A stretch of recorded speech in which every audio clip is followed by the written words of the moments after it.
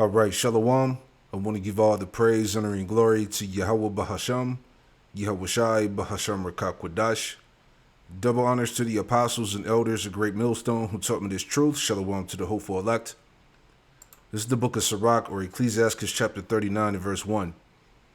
And it reads, it says, "But he that giveth his mind to the law of the Most High, and is occupied in the meditation thereof, will seek out the wisdom of all the ancient, and be occupied in prophecies," okay? So in this time that we live in, a lot of major things are happening every day. And since this war against Iran has started, the news has been on fire, okay? So we're just going to let the spirit move and see where it takes us.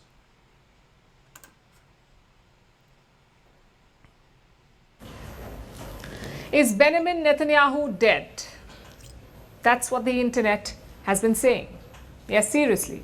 If you scroll through social media, you will find hundreds of posts claiming all kinds of things. Some say the Israeli Prime Minister has been killed in an Iranian attack. Others say he's hiding. And still others say his videos are AI deep fakes. These are videos that show Netanyahu alive. The internet says they're fake. It sounds crazy, but that's the thing about wars. Misinformation flies faster than missiles. Yep. And like we talked about yesterday here, this is from the New York Times. Headline reads, it says, "Cascade of AI fakes about war with Iran causes chaos online." All right, so there's a lot of fake content going out with this war against Iran. A lot of fake videos, fake pictures. Okay, so we live in a time of heavy deception. Okay, so people don't know what's real and what's not, you know.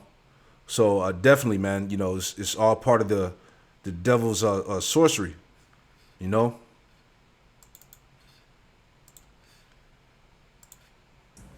Here's how it started.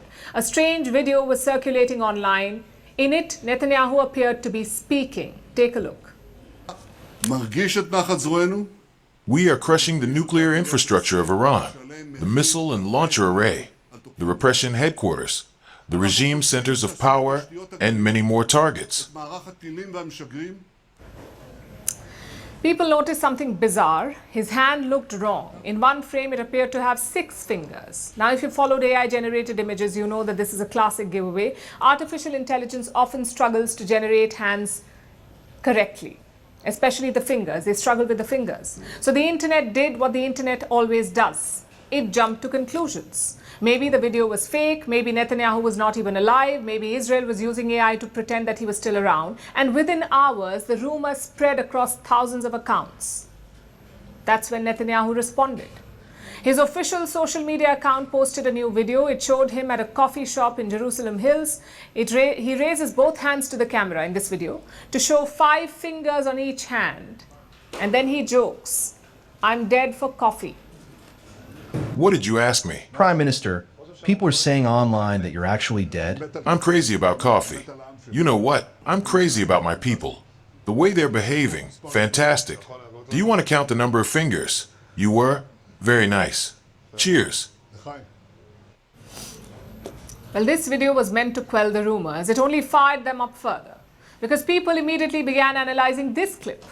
They went through it frame by frame. Some pointed out that the coffee is always at the same level. It doesn't change. Others said that the lip movements look unnatural. Some even claim that brown coffee stains appear and disappear in the video. In some frames, you can see the stains around his lips. In others, they're missing.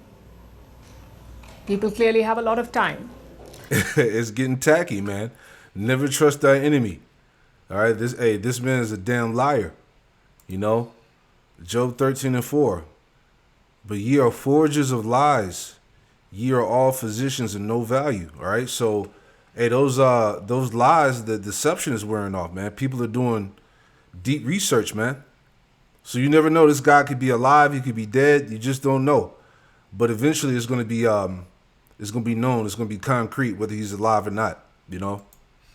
Psalm 144 and 11. "Rid me and deliver me from the hand of strange children," all right, you Edomites, "whose mouth speaketh vanity, and their right hand is the right hand of falsehood," lies, deception, okay? A lot of deception going out, man, to keep people, you know, to keep people in that state of confusion. Okay, people don't know what sources to trust and what to believe, you know, and that's exactly how they wanted the people to be, you know. And then there was the AI assistant Grok.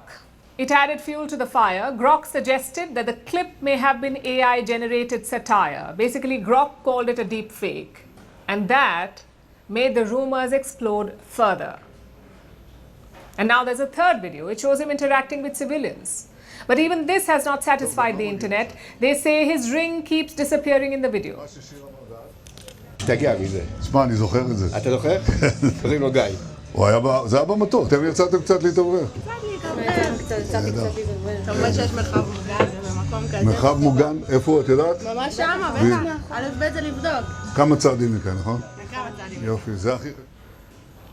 If you're still wondering, of course, Benjamin Netanyahu is alive. But the thing is, wars are the perfect breeding ground for rumors like these, especially wars in the age of social media and AI.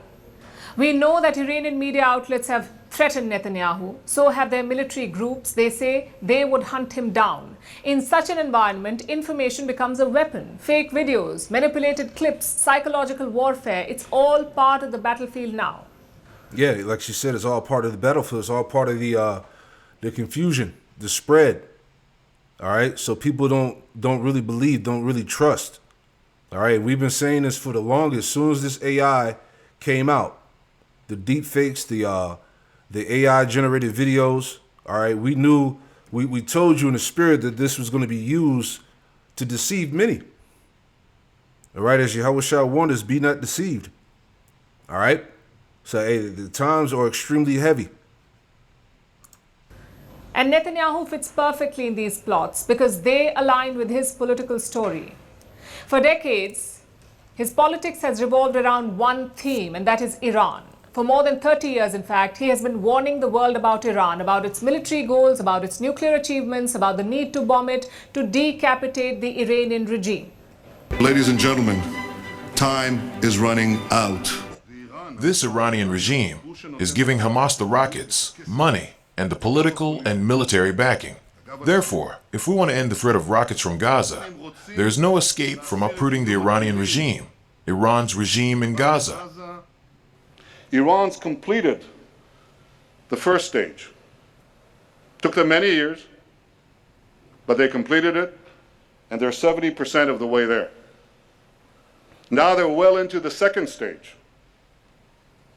And by next spring, at most, by next summer, at current enrichment rates, they will have finished the medium enrichment and move on to the final stage. From the Caspian Sea to the Mediterranean, from Tehran to Tartus, an Iranian curtain is descending across the Middle East. Iran spreads this curtain of tyranny and terror over Iraq, Syria, Lebanon, and elsewhere. The Iran deal, the nuclear deal, is based on lies. It's based on Iranian lies and Iranian deception. 100,000 files right here prove that they lied. He's made a career out of targeting Iran. And on February 28th, his wish came true. For the last 17 days, the US and Israel have been doing just that, bombing Iran. And it shows you the Israeli Prime Minister's insatiable appetite for war. It's like conflicts are his business model. He thrives on it. He has been Prime Minister of Israel for over 18 years, and out of these, Israel has been at war for over 1,000 days. That's nearly 3 years. In 2023, they were fighting the Hamas in Gaza. Last year, they had a brief war with Iran, and now they're at it again. So how does it help Netanyahu? Well, it's the perfect distraction to keep him in power. You see, Netanyahu faces multiple corruption charges, including bribery, fraud, and breach of trust. But when the country is at war, legal proceedings are put on the back burner, the trial gets delayed. And that's not all. Elections too get delayed. Israel is supposed to vote by October this year. And when the country is at war, when it feels threatened, voters tend to rally behind strong security leaders. And that's how Netanyahu has pitched himself. In politics, war can be a powerful shield. It rallies a nation around its leader. And for years, this has been one of Benjamin Netanyahu's crutches. War has helped him reset the political clock. But there is a limit to that strategy. So maybe the real question hanging over Israel today is not whether Netanyahu is dead. The question is whether his politics of permanent war can survive. The world doesn't. Yeah, everything that he's doing is failing him. You know, the lies, the propaganda, okay, the AI, you know, has the wisdom of Teman perished, right? Jeremiah 49:7. Concerning Edom, thus saith the Lord, Yahweh Shai of hosts, is wisdom no more in Teman? Is counsel perished from the prudent? Is their wisdom vanished? All right, nothing is working. Everything is backfiring. Okay, the lies and sorcery is no longer working. Like the scriptures say, we're not ignorant of Satan's devices, man. Okay, so everything that they're pulling out is coming to none effect, you know? People are seeing through the bullshit. Jeremiah 49:7 NLT. This message was given concerning Edom. This is what the Lord of heaven's army says. Is there no more wisdom in Teman? Is no one left to give wise counsel? All right, so it's all backfiring. All right, and I want to get into this too, because like I said, every day around the world, you know, major things are happening. Right, here's another point on that. All right, this came out a few hours ago from CNN. It says key allies absolutely despise U.S. action in Iran. President Trump still says he wants other countries to help open the Strait of Hormuz. Most other countries, at least publicly, not jumping up and down to help. Question is, why? With us now, CNN chief data analyst Harry Etten. So what's a possible reason why these other countries aren't lining up just yet publicly to help with President Trump in Iran? It's really simple, Mr. Berman. It's really simple. The people in those countries hate the U.S. military action in Iran. What are we talking about here? Okay, net approval rating, U.S. military action in Iran. In Canada, way underwater, minus 27 points. You think that's low? Thank you, Mr. Berman.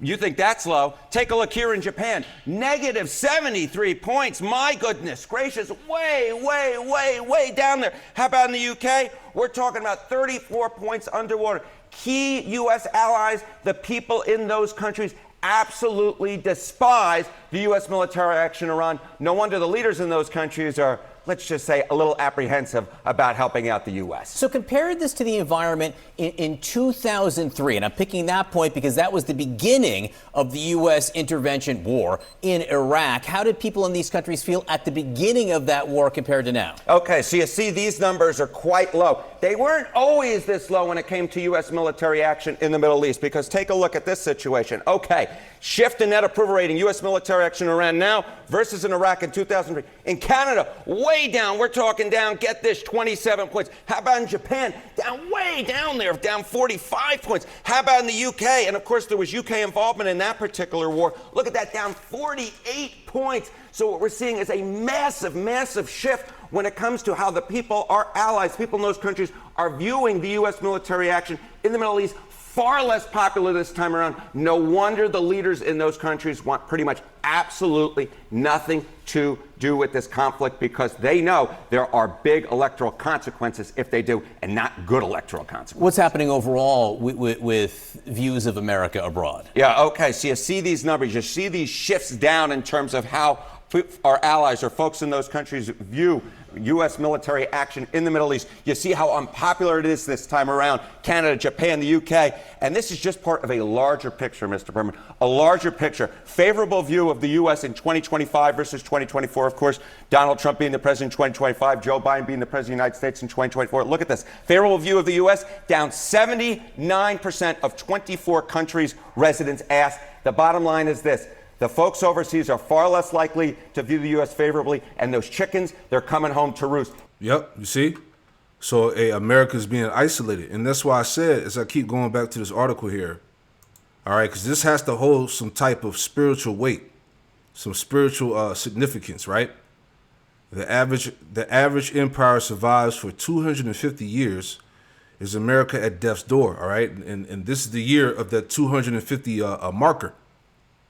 Okay, so this has to hold, as I said, some type of spiritual weight, man. Given everything that's been happening since the so-called New Year of 2026 has came in. Okay, America is being isolated for destruction, man. Okay, people don't want to have anything to do with this place. All right, as he was saying, people hate. They hate what's going on. They absolutely despise U.S. action in Iran. Right. This is Obadiah 1:1. The vision of Obadiah, thus saith the Lord power, Yahweh Shem Yahushua, concerning Edom. All right, and we all know who Edom is.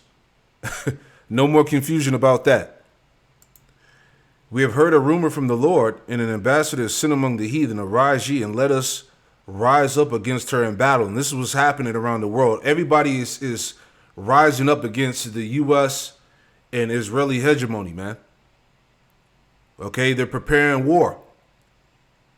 Verse 2, behold, I have made thee small among the heathen. Thou art greatly despised. So just like those small hats are greatly despised, so is America. Okay? Key allies absolutely despise U.S. action in Iran. It's the spirit.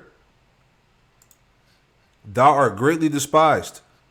Verse 3, the pride of thy heart hath deceived thee, thou that dwellest in the clefts of the rock, whose habitation is high, that saveth in his heart, who shall bring me down to the ground? That's the spirit of America, of Esau. Okay, that Esau would never fall, that he would never be brought down. Okay? Though thou exalt thyself as the eagle, and though thou hast set thy nest among the stars, thence will I bring thee down, saith the Lord. All right, so it's just time to fall. Again. Okay? Hey, average empires don't survive no more than 250 years, and we're at that 250-year mark. All right, this year is the anniversary, the birthday, the anniversary of America, 250 years. Okay.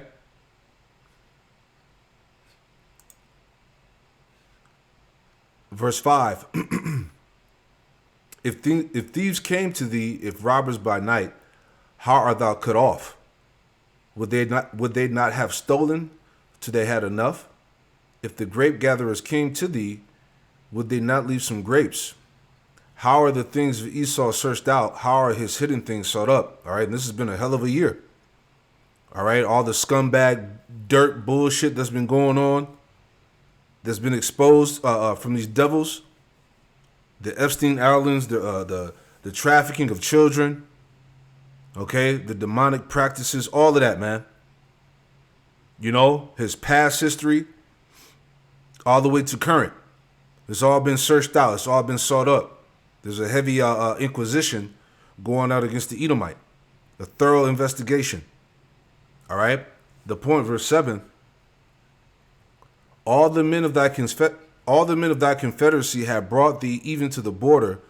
The men that were at peace with thee have deceived thee and prevailed against thee. They that eat thy bread have laid a wound under thee. There is none understanding in him. Right? Let me read that in NLT. Because eventually all of Babylon's allies are going to turn against this place, man. As prophecy states. Obadiah 1:7 NLT. All your allies will turn against you. And this is the beginning. Okay? America's key allies absolutely despise U.S. action in Iran. Okay? These nations are not with this, man. They don't want to get involved. Okay? And that's why a lot of these nations are going to turn and do backdoor deals against America. They're going to start siding with China and Russia, Iran. Okay? It says, all your allies will turn against you. They will help to chase you from your land. They will promise you peace while plotting to deceive and destroy you. Your trusted friends will set traps for you, and you won't even know about it. All right, this is what America's getting ready to fall into. You see? Verse 8, at that time not a single wise person will be left in the whole land of Edom, says the Lord, for on the mountains of Edom I will destroy everyone who has understanding. Right? It's over, man. Okay? Again, America's being isolated, man. Both America and Israel. Okay, this was the whole situation with the Strait of Hormuz, right? Will the Straits of Hormuz remain closed so long as this war continues? Well, as a matter of fact, the Strait of Hormuz is open. It is only closed to the tankers and ships belong to our enemies, to those who are attacking us and their allies. Others are free to pass. Of course, many of them prefer not because of their security concerns. This has nothing to do with us. And at the same time, there are many tankers and ships who are passing through the Strait of Hormuz, and I can say that the strait is not closed, but it is only closed to American, Israeli, ships and tankers, and not to others. There you go. So America and Israel are being blocked. All right. This is a major deal. Okay. In this situation, as there's very little support abroad for the U.S. military action in Iran. And they have to worry about politics at home, these leaders do. Harriet, and thank you very much. Thank you, Mr. Berman.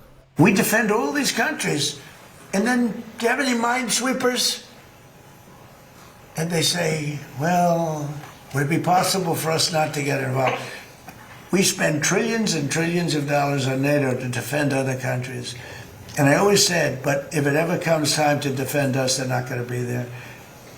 Many of them would not be there. And we're going to have to start thinking more wisely in this country.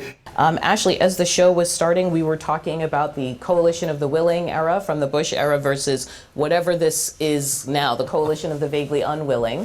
What did you see in how the president was talking about allies now?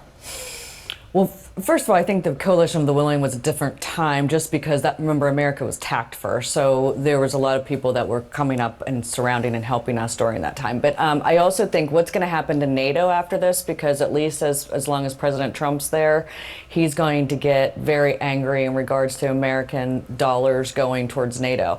Here's what I think is happening in Europe. First of all, they don't have that many ships to give. I mean, a lot of them do not have ones that are ready to go, especially in places like England and France. But also, they are giving a ton of money and have a very unpopular, populist message that's happening with their support of Ukraine right now. I mean, obviously, that's something you've seen for the last few years in the United States of don't give any more money to Ukraine. That has been starting over the last year. So I think they're, meaning the leaders of Europe, are really fighting their battles back home in regards to their people do not want to get involved in a war that was not started by them. Maybe that is what we're seeing in the reflection of some of these country responses. We did a roundup. I'm going to start with Estonia. Quote, it's a bit rich. Australia, we won't be sending a ship to the Strait of Hormuz. Germany, it is not NATO's war. Diplomacy needs to prevail, that from Italy.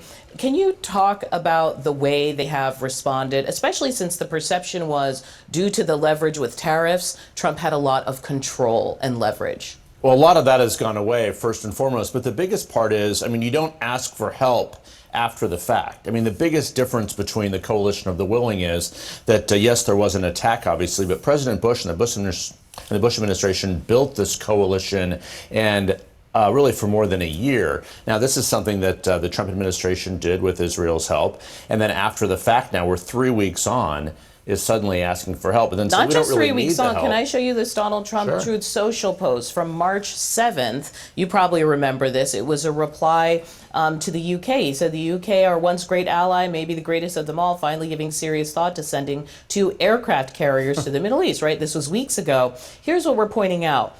Prime Minister Starmer, we don't need them any longer. We don't need people that join wars after we've already won.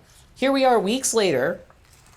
Sounds like we haven't won if he's now making another round of requests. It makes it seem like there really wasn't a long-term plan here. I mean, the reality is, again, asking for the allies' help after saying things like that makes it very, very difficult. So, look, the bottom line is the White House and the president have said there's going to be a list of allies who are helping. That will be a pretty short list. I'm not sure who would be on it. But to Ashley's point... And nobody fucks with America, man. You know, these nations are they're turning their back. All right. And I can see through the spirit going to, was it in Revelation, the 17th chapter, you know, as we were talking about Trump coming against NATO, you can see that in the spirit that it's going to lead to, I'm typing in the wrong spot. It's going to lead to the beast shall hate the whore. Let me get that real quick. You know, you can see that happening. Okay.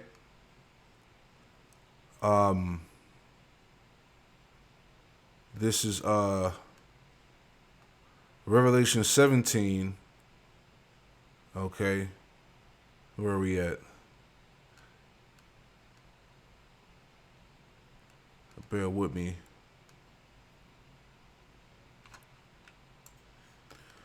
Revelation 17 and 16, it says, "And the 10 horns which thou sawest upon the beast, these shall hate the whore."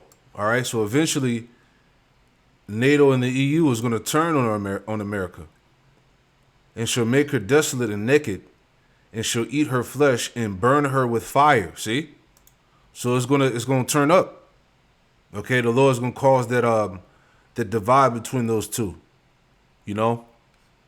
So Esau's hegemony is gonna fall, man, as we're watching it. Okay? Let's finish it out. There aren't just a ton of extra ships sitting around. And, so it's more than just air power. Not that Only who can help. Right. Yeah. Well, but he's asking, right? So obviously there's a need, and that There's we're definitely trying. a need. Yeah, without a we're doubt. trying to understand. Does the Board of Peace have a Navy? Because I saw him with the Board of Peace not that long ago with all of these nations sitting at the building of Over peace. Gaza, yeah. Oh, yeah. And so those were supposedly our friends. Do any of them have a Navy? I know you may be a Navy expert. I am not. But I will tell you that this war is not popular. And what's happening right now is not popular. And I think that that's why you feel the tension at the White House tightening, because the American people are fed up with paying $5 a gallon for diesel. Brett, you wrote this thoughtful piece on what the options are now for the United States, that it finds itself in this war, which you're saying you think is probably around the halfway point. Can you give us some sense of what those options are? A lot of focus there on a naval coalition to come into the Strait of Hormuz.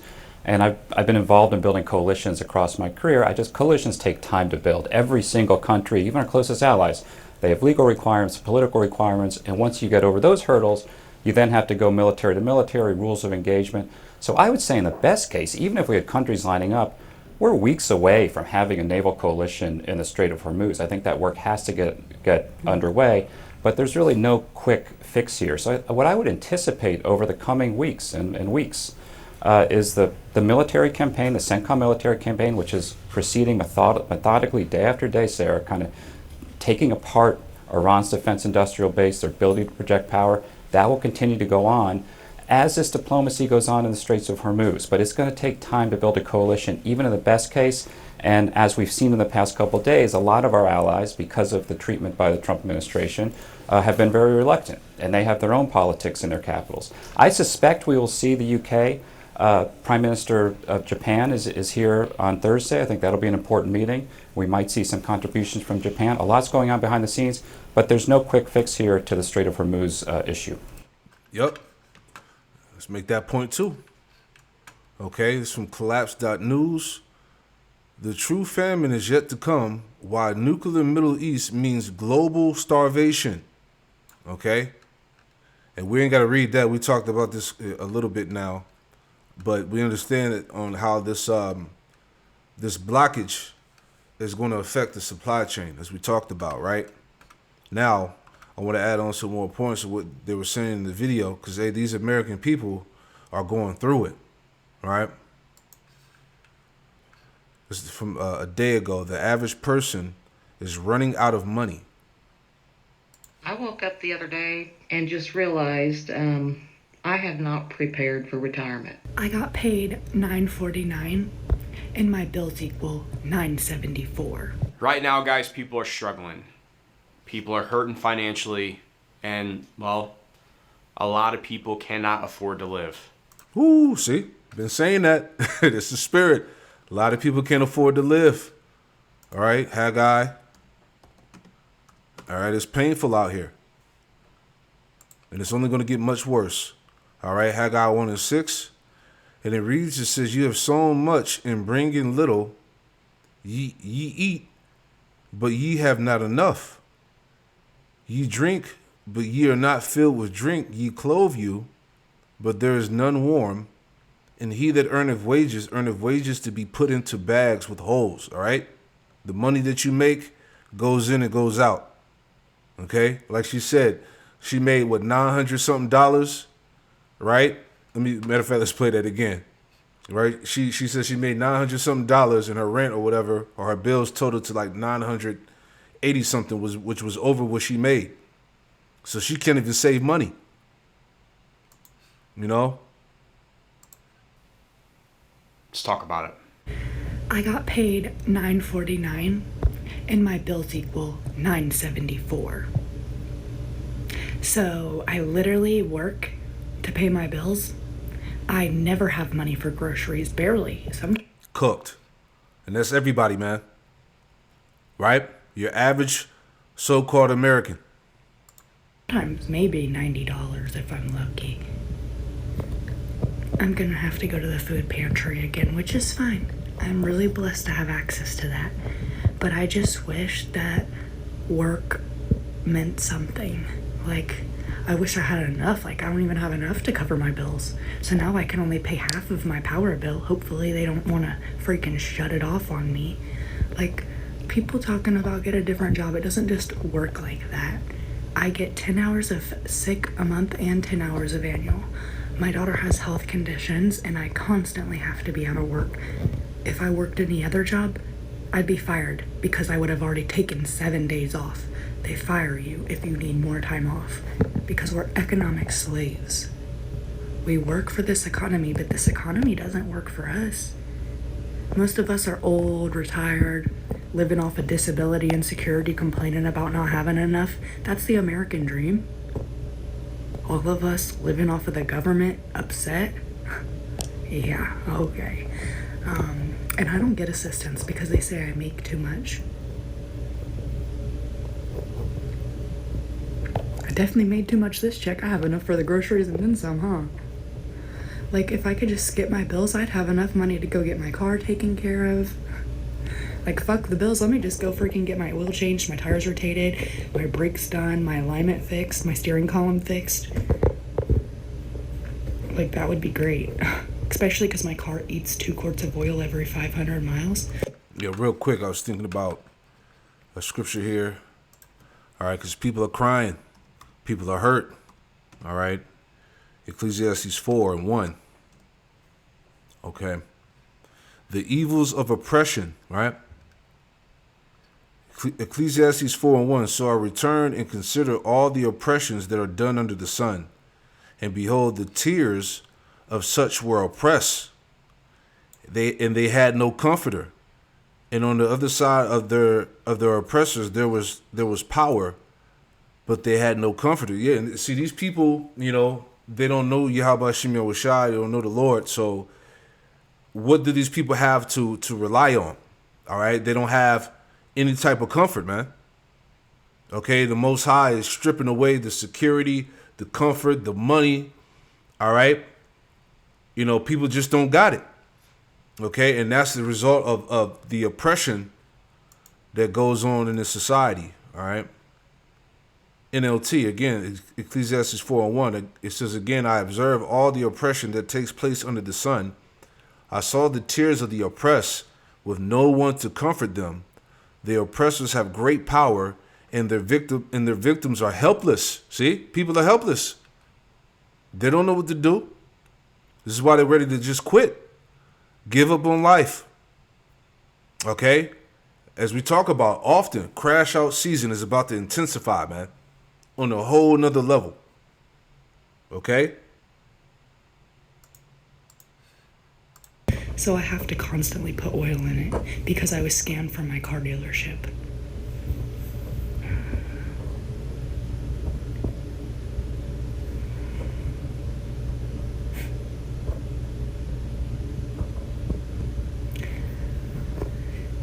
I was like just wanting to get groceries this check, honestly. that is a very tough spot to be in. I will say this.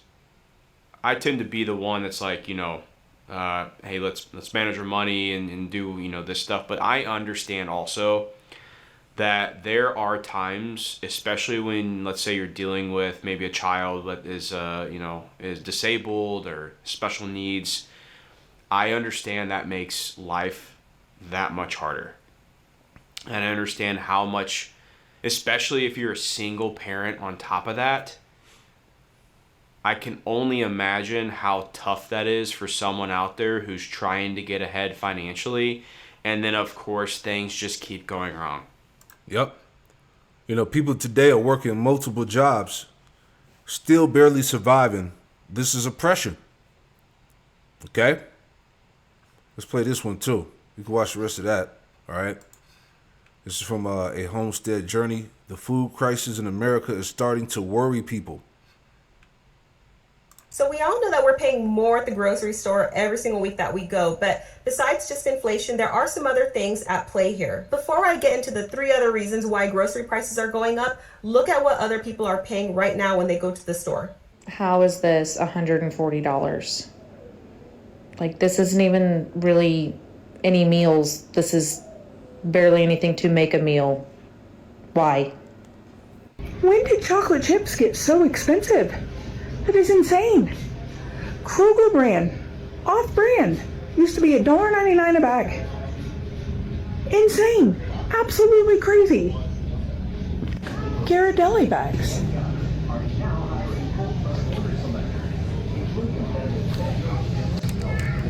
$11.99, $11.49. Kroger.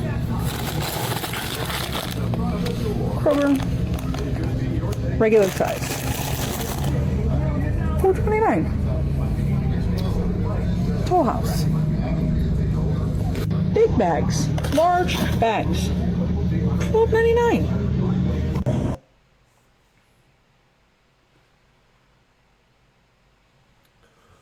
I would definitely recommend TurboTax. My tax expert, she was amazing. This is insane.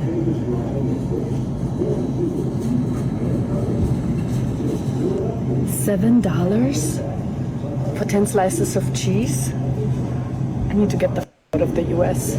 Going through the Chick-fil-A drive-thru right now, and it's just me. My kids are grown, and I got myself a Cobb salad. No egg, no bacon. Not a fan of the egg and bacon.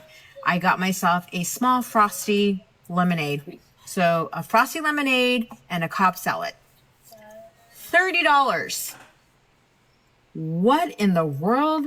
I don't know how I would have done it if I would have had my kids now, because I cannot do it when it's just me and I'm ordering just a salad for myself. I can't even imagine if I had my kids in 2025, my little kids, and trying to go through a drive-through. I really am sending blessings to all the parents out there and all the single moms. It's hard out there. My husband are at our local mom and pop grocery store just getting some meat for supper, and can you just look at the prices of this meat? I think it's getting about time to have our own cow processed. Oh my God. The meat prices like in your area, because that is insane. Get a cow. Yeah, real quick. Revelation 6 and 5.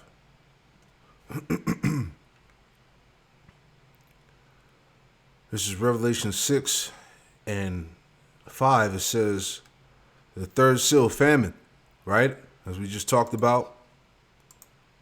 The true famine is yet to come, while nuclear Middle East means global starvation, right? Revelation 6 and 5. And when he had opened the third seal, I heard the third beast say, come and see. And I beheld, and lo, a black horse. And he that sat on him had a pair of balances in his hand. The point, verse 6. And I heard the voice in the midst of the four beasts say, a measure of wheat for a penny, and 3 measures of barley for a penny. And see thou hurt not the oil and the wine. All right. So again, the people's days' wages for work no longer suffice, man. All right, there's no buying power with the dollar bill. Okay, the money no longer has value. Hyperinflation, all right, is costing more. The price hikes and the shortages. All right, so people can't afford their daily necessities based off the money that they make nowadays, man. It just doesn't work. Okay, basic food is becoming expensive, which is an economic imbalance. All right, this is why people are fucking struggling.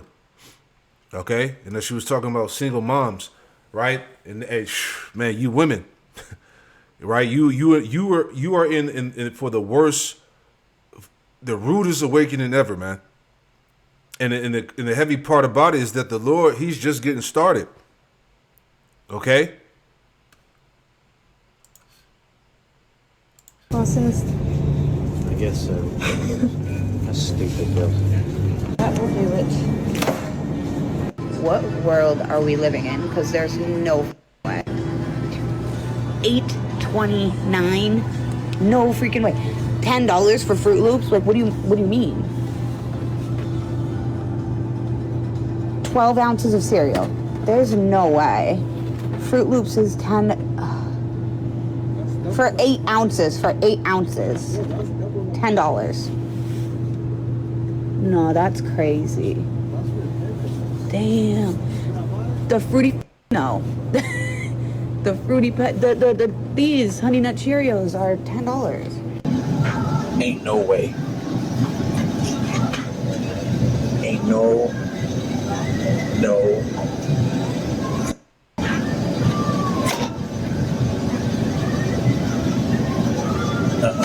That. You serious?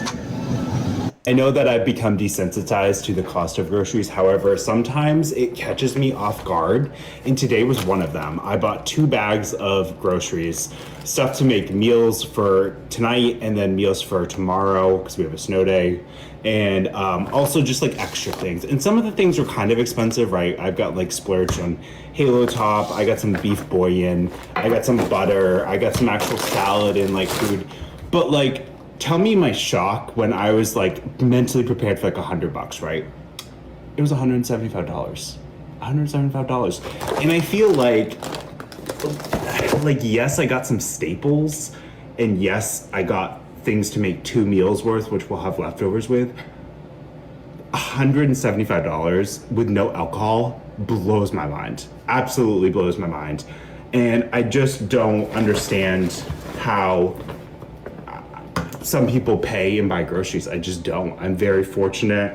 Me and my partner work really hard. We have money.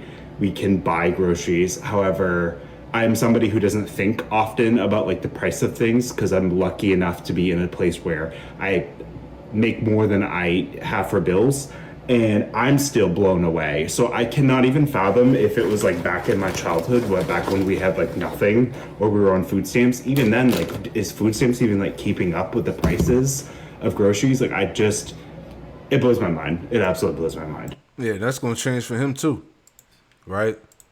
I was thinking about one. I think it's Limitations 2 and 11, right?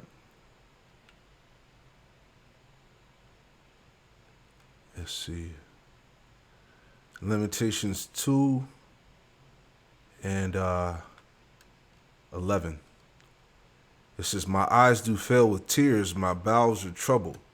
My liver is poured upon the earth for the destruction of the daughter of my people, because the children and the sucklings swoon in the streets of the city."